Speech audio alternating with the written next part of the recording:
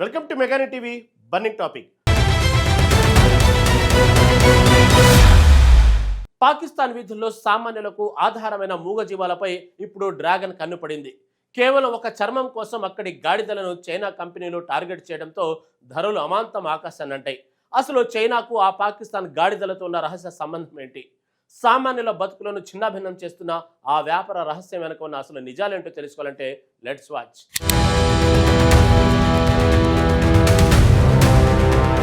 పాకిస్తాన్లోని కరాచీ వీధులు అనగానే మనకు ముందుగా గాడిద బండ్ల రేసులు, వాటి హడావిడి మాత్రమే ప్రత్యేకంగా గుర్తుకు వస్తూ ఉంటాయి.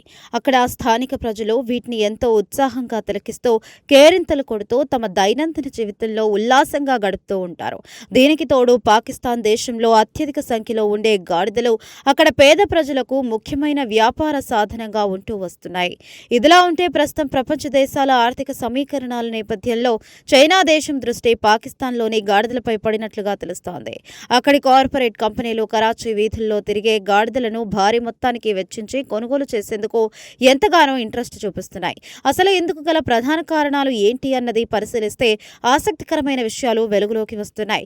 చైనా సాంప్రదాయ ఔషధాల తయారీలో గాడిద చర్మానికి ఉన్న విపరీతమైన గిరాకీకి ఈ పరిణామాలకు అసలైన మూల కారణంగా నిలుస్తోంది. ఇరు దేశాల మధ్య జరుగుతున్న ఈ ప్రత్యేక వ్యాపార ఒప్పందం ఇప్పుడు అంతర్జాతీయ స్థాయిలో తీవ్ర చర్చనీయాంశంగా మారింది. ఏది ఏమైనప్పటికీ ఒక మూగజీవి చుట్టూ జరుగుతున్న ఈ రాజకీయ ఆర్థిక పరిణామాలు అందరినీ విస్మయానికి గురిచేస్తున్నాయి. స్థానిక రవాణా వ్యవస్థ నుంచి మొదలుకొని అంతర్జాతీయ ఎగుమతుల వరకు గాడిద పాత్ర అనూహ్యంగా మారింది.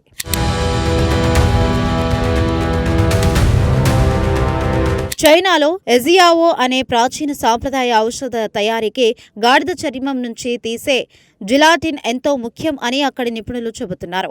ఆరోగ్యకరమైన అందాన్ని పెంచే అనేక రకాల కాస్మెటిక్స్ ఉత్పత్తుల్లో ఈ ప్రత్యేకమైన పదార్థానికి అక్కడ విపరీతమైన డిమాండ్ ఉంది.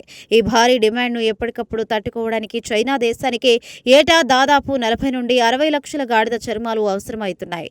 అయితే కాలక్రమేణా చైనాలో స్థానిక గాడిదల జనాభా భారీగా తగ్గిపోవడంతో ఆ దేశ సంస్థలు ప్రపంచవ్యాప్తంగా ప్రత్యామ్నాయ సరఫరా కోసం వెతకడం ప్రారంభించాయి. ఈ నేపథ్యంలోనే సుమారు 62 లక్షల గాడిదలతో ప్రపంచంలోనే అతిపెద్ద సంఖ్యను కలిగి పాకిస్తాన్ దేశంపైకి చైనా తన దృష్టిని మళ్లించింది. చైనా పరిశ్రమలకు అత్యంత అనువైన, సులభమైన మార్కెట్గా పాకిస్తాన్ దేశం అతి తక్కువ సమయంలోనే మారిపోయింది.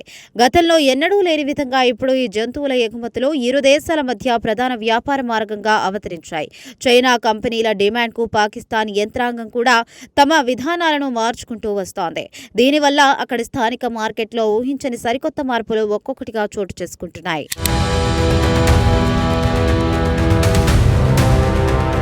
చైనాతో కుదిరిన ఈ అంతర్జాతీయ వ్యాపార ఒప్పందం కారణంగా పాకిస్తాన్ గాడిదల ధరలు ఆకాశాన్నంటే రీతిలో అకస్మాత్తుగా పెంచేశాయి.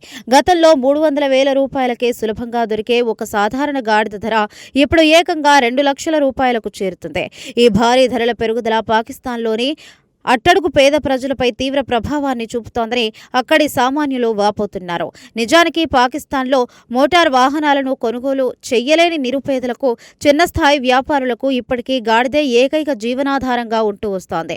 కానీ ఇప్పుడు పరిస్థితి తలకిందులై ఒక గాడిద చనిపోతే దాన్ని మళ్లీ భర్తీ చేయడం స్థానిక రవాణాదారులకు భరించలేని భారంగా మారిపోయింది. గాడిద లేని బండి పేదవాడికి ఎలాంటి ఉపయోగం లేకుండా పోయింది. రోజువారీ కూలీ చేసుకునే పేద ప్రజలు తమ జీవనోపాధికి కోల్పోయే దయనీయమైన పరిస్థితులు ఇక్కడ స్పష్టంగా కనిపిస్తున్నాయి. అంతర్జాతీయ మార్కెట్ వ్యాపార లాభాల ముందు సామాన్యుడి ఆకలి కేకలు ఎవ్వరికీ వినిపించని పరిస్థితి ఏర్పడింది.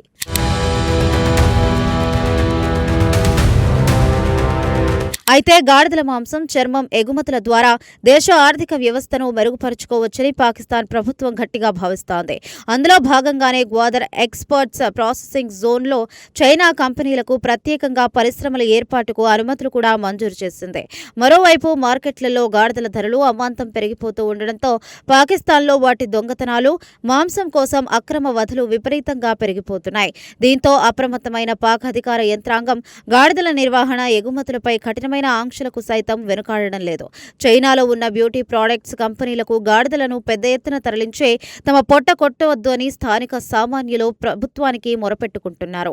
ప్రభుత్వ ధోరణి సామాన్యుల జీవితాలను చిన్నాభిన్నం చేస్తోందని ఒకవైపు ప్రభుత్వానికి విదేశీ మాదక ద్రవ్యం వస్తున్నప్పటికీ మరోవైపు అభాగ్యుల బతుకులు మాత్రం రోడ్డున పడుతున్నాయి. ఈ పరిణామాలు దేశంలో సరికొత్త సామాజిక, ఆర్థిక అసమానతలకు ఆజ్యం పోస్తోంది.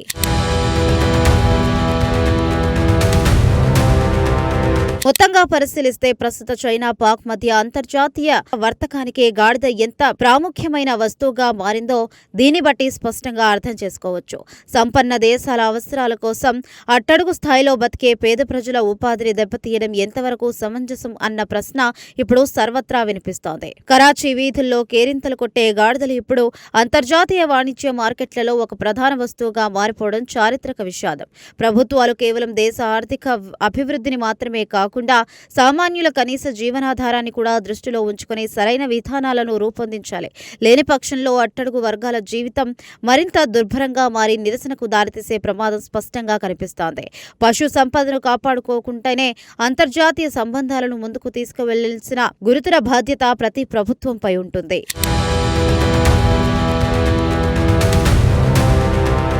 అంతర్జాతీయ వాణిజ్య వలయాల్లో ఊహించని మలుపులు తిరుగుతున్న ఈ గాడిదల ఎగుమతుల తంతు ఇరు దేశాల మధ్య తీవ్ర చర్చనీయాంశంగా మారింది. చైనా దేశపు భారీ కాస్మెటిక్స్, ఔషధ అవసరాలు తీర్చడానికి పాకిస్తాన్ పేదల జీవనాధారాన్ని ఫణంగా పెట్టడం పట్ల సర్వత్రా విమర్శలు వ్యక్తమవుతున్నాయి. ప్రభుత్వాలు కేవలం విదేశీ మారక ద్రవ్యాన్ని ఆర్జించే ధ్యేయంతో అట్టడుగు వర్గాల పొట్టగొట్టడం ఎంతమాత్రం సమంజసం కాదని నిపుణులు అభిప్రాయపడుతున్నారు. అక్రమ వధలు, దొంగతనాలతో క్షీణిస్తున్న ఈ పశు సంపద భవిష్యత్తులో స్థానిక రవాణా రంగంపై మరింత తీవ్రమైన ప్రభావం చూపే ప్రమాదం ఉంది. ఏది ఏమైనప్పటికీ డ్రాగన్ దేశం వ్యాపార దాహానికి బలవుతున్న ఈ మూగజీవాల వ్యధాభరిత గాథ అంతర్జాతీయ మార్కెట్లోని చీకటి కోణాలను ప్రపంచానికి స్పష్టంగా చాటుతుంది. ఈ అనూహ్య పరిణామాల నేపథ్యంలో పాకిస్తాన్ ప్రభుత్వం రాబోయే రోజుల్లో ఎలాంటి కఠిన నిబంధనలు అమలు చేస్తుందో వేచి చూడాలి.